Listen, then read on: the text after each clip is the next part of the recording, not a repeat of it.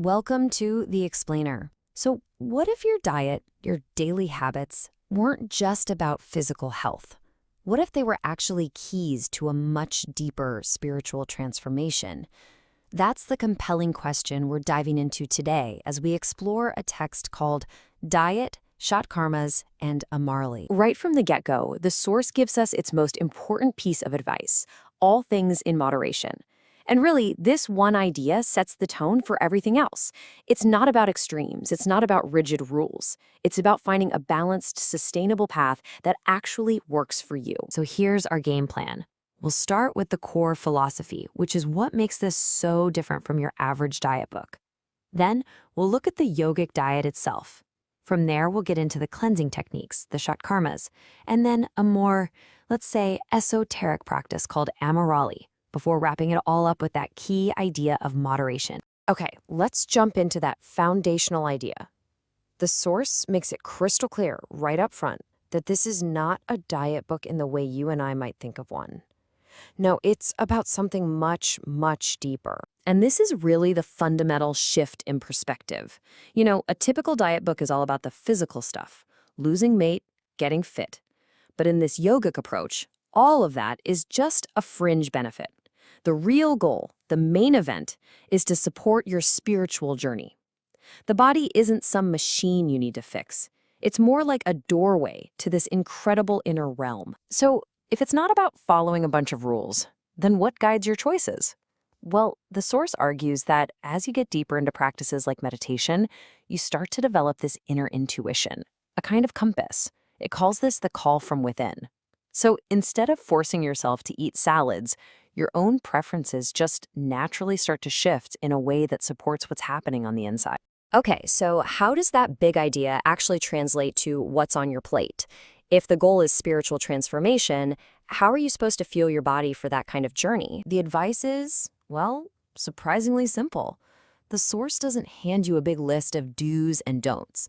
Instead, it just suggests that as your spiritual practice deepens, you'll find yourself naturally wanting to eat a diet that's light and nutritious.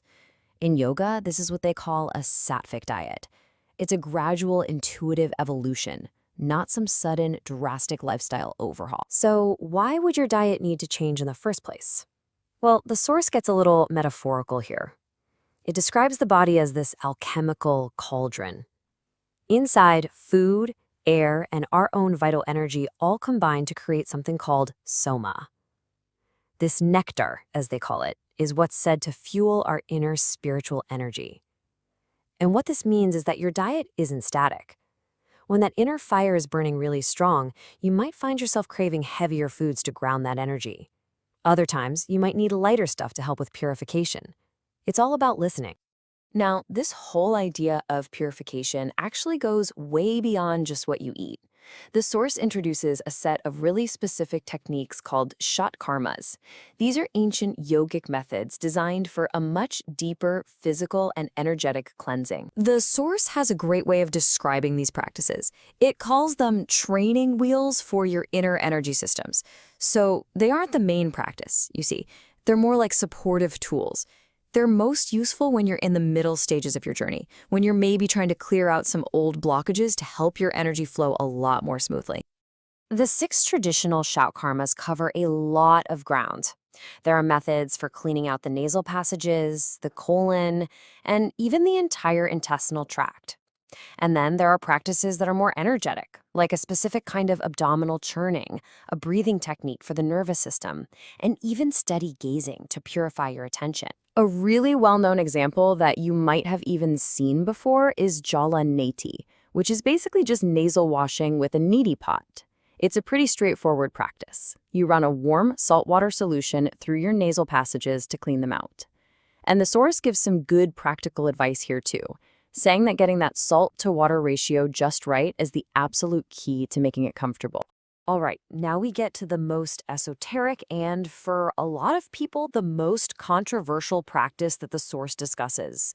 It's called a murli, and our goal here is simply to explain what the text presents as it's written. So what exactly is amaroli? It's the ancient practice of urine therapy. Now, the source acknowledges that this might sound pretty strange to us in modern culture, but it points out that it's described in revered yogic texts like the Hatha Yoga Pradipika as a pretty important spiritual practice for purification and rejuvenation. According to the source, the practice can take a few different forms.